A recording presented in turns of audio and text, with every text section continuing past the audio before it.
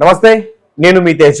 Iran పైన భయంకరంగా యుద్ధం చేస్తున్న ఇజ్రాయెల్ యుఎస్. అయితే యుఎస్ నుంచి ట్రంప్ ఏదో ఒక రోజు కూడా యుద్ధానికి సంబంధించిన విషయాలు బయటికి చెప్తున్నారు. సడన్ గా ట్రంప్ ఏమైపోయారో తెలియదు కానీ అసలు వాళ్ళ సైనికుల గురించి కానీ లేకపోతే ఇరాన్ ని ముందు ఇంకేం చేస్తాం అనే విషయాలపైన స్పందించేట్లా ఒక 2 రోజుల నుంచి. అయితే రీసెంట్ గా అమెరికా న్యూస్ ఛానల్స్ నుంచి ఒక ఇంపార్టెంట్ చాలా ముఖ్యమైన విషయం వెలుగులోకి వచ్చింది. అది ఎప్పుడైతే ఆ విషయం బయటికి వచ్చిందో తర్వాత ట్రంప్ పైన తీవ్రంగా వ్యతిరేకత మొదలైంది. అది ఏంటి అనేది ఇప్పుడు నేను క్లియర్ గా చెప్పేందుకు ప్రయత్నిస్తా.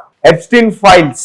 సో దీని గురించి బాగా తెలుసు మనందరికీ. దగ్గరగా 47,635 వీడియోలు ఉన్నాయి. దీనికి సంబంధించిన పత్రాలు కూడా ఉన్నాయి. స్వయంగా FBI ప్రకటించింది, ఫెడరల్ బ్యూరో ఆఫ్ ఇన్వెస్టిగేషన్. అయితే రీసెంట్ గా దీనికి సంబంధించి న్యాయ వ్యవస్థ 2019లో FBI ఎవరైతే ఒక వ్యక్తిని, ఒక బాలికని ఇంటర్వ్యూ చేశారో దానికి సంబంధించిన పత్రాలన్నీ కూడా రీసెంట్ గా బయటికి రిలీజ్ చేశారు. ఒక్కసారిగా అందరూ కూడా షాక్ అయ్యారు. అసలు ఎప్స్టీన్ కి ట్రంప్ కి ఎటువంటి లింక్స్ ఉన్నాయో గత కొన్ని రోజుల నుంచి అందరూ కూడా చూస్తున్నారు. కొన్ని వీడియోస్ రిలీజ్ అవుతున్నాయి, కొన్ని ఏఐతో కూడా జనరేట్ అయిన వీడియోస్ వస్తున్నాయి. బట్ అందులో చాలా వాస్తవాలు ఉన్నాయంటూ కూడా అంటున్నారు. నిజంగానే ట్రంప్ కి ఎప్స్టీన్ కి ఒక స్నేహం అయితే ఉంది, లేదని చెప్తారు. ట్రంప్ అతనితో ఎందుకు ఫ్రెండ్షిప్ కట్ చేశాడు అనే విషయం కూడా ట్రంపే స్వయంగా చెప్పాడు.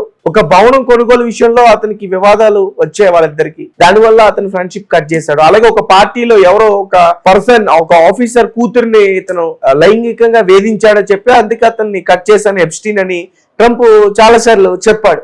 సో అది చాలు వాళ్ళిద్దరి మధ్య ఎంత ఫ్రెండ్షిప్ ఉందని తెలుసుకోవడానికి. అయితే తాజాగా ఎప్పుడైతే ఈ 47,635 ఫైల్స్ ఇవన్నీ కూడా నకిలీ అని కొట్టేశారు, ఆరోపణలు సాక్ష్యాధారాలు ఏవి సరిగ్గా లేవని చెప్పేసి న్యాయ వ్యవస్థ, దాని తర్వాత అందులో ఫిల్టర్ చేసి 40,000 ఫైల్స్ అయితే ఆ పత్రాలను అయితే ఇన్వెస్టిగేషన్ చేయడం స్టార్ట్ చేశారు.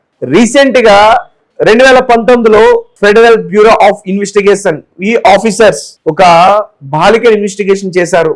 అప్పుడు ఆ బాలిక చెప్పిన వివరాలు, నన్ను ఎప్స్టైన్ న్యూయార్క్ లేదా న్యూ జెర్సీ అనే ప్రాంతానికైతే తీసుకెళ్లాడు. ఎగ్జాక్ట్ గా నాకు తెలీదు.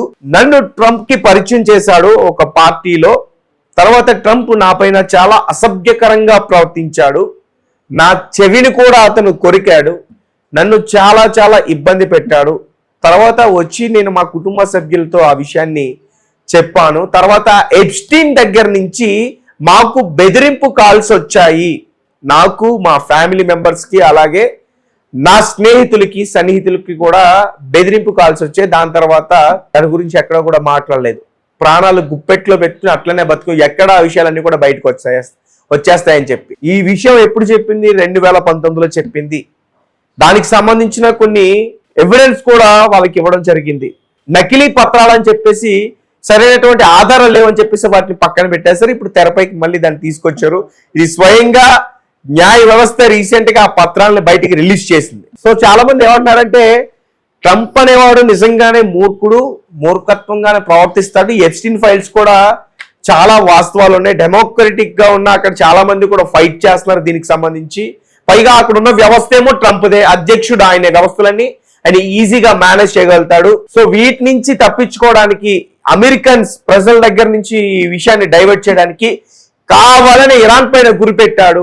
ఇతను తలుచుకుంటే ఎప్పుడైతే ఇరాన్ పైన ముందు వాళ్ళు వార్ చేస్తామని చెప్పారో అప్పుడే చేయొచ్చు, కానీ అప్పుడు చేయకుండా ఇప్పుడు కావాలని చెప్పి దీన్ని డైవర్ట్ చేయడానికి ఈ వార్ ని తీసుకొచ్చాడు కావాలని చెప్పి అని చాలా మంది కామెంట్స్ చేస్తారు. బట్ వాస్తవాలు ఏంటి ఏమున్నాయనేది క్లియర్ గా తెలియదు. కానీ ఈ ఎప్స్టీన్ ఫైల్స్ దీనికి సంబంధించి చాలా మంది బాలికలు ఇబ్బంది పడ్డారు, కొంతమంది ప్రాణాలు కూడా విడిచారు అనేది అయితే న్యాయ వ్యవస్థ కొన్ని దానికి సంబంధించిన డీటెయిల్స్ ని విడుదల చేయడం జరిగింది. అలాగే ఈ జెఫ్రీ ఎప్స్టీన్ అనే వ్యక్తిని కూడా ఆ కేసు విషయంలోనే అరెస్ట్ చేశారు. కొన్నేళ్ల నుంచి అతను జైల్లో కూడా మగ్గుతా ఉన్నాడు. సో ట్రంప్ అనేవాడు ఒక మూర్ఖుడు. ట్రంప్ అనేవాడిని ఎవరు కూడా పొగడొద్దు, అతన్ని అభిమానించొద్దు. అతని ఉగ్రవాదాన్ని అణిచివేయట్లా. ఉగ్రవాదుల్ని రాకుండా భారత్ లోకి, బార్డర్ లోకి, కాశ్మీర్ లోకి రాకుండా అతను ఏమైనా ఆపగలిగాడా? పాకిస్తాన్ పైన మన వారు భయంకరమైన దాడులు చేస్తుంటే శాంతి శాంతి అని చెప్పేసి మధ్యలోకి వచ్చి ఇన్వాల్వ్ అయిపోయి బ్రోకర్ ఎట్లా ఇది చేస్తాడో అట్లాంటి ఒక పాత్ర తీసుకుని ఇది చేస్తాడు. లేదంటే ఈ పాకిస్తాన్ తోక ముడుచుకునేది, పాకిస్తాన్ ఈ ఉగ్రదాడికి సంబంధించిన ఎవరైతే ఉన్నారో, ఆత్మహత్య దాడులు చేయడానికి ఎవరైతే ఉన్నారో, ఈ లష్కర్ తోయిబా, ఈ జైష్ మొహమ్మద్, వాళ్ళ కీలకమైన నాయకులందరూ కూడా మనకి దొరికేవారు, లేదా పాకిస్తాన్ వాళ్ళు తీసుకొచ్చి మనకు అప్పచెప్పేవారు. సో ఫైనల్ గా ట్రంప్ నిజస్వరూపం అయితే మెల్లిమెల్లిగా బయటకైతే వస్తుంది. అతనిపైన వ్యతిరేకత తీవ్రంగా పెరుగుతుంది. మరి అతనిపైన దాడి చేసే అవకాశాలు కూడా ఎక్కువగా ఉన్నాయని చెప్తున్నారు.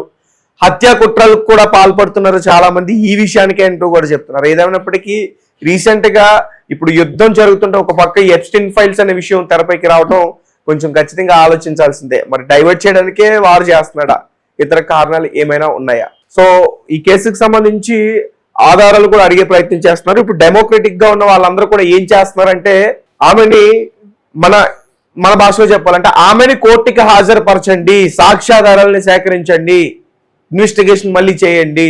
చాలా మంది ఆ విషయానికే సపోర్ట్ చేస్తా ఉన్నారు డెమోక్రటిక్ గా ఉన్న వాళ్ళందరూ. సో మీ కమెంట్స్ ఏంటి, మీరేం చెప్తారు? ట్రంప్ పైన మీకున్న ఒపీనియన్ ఏంటి?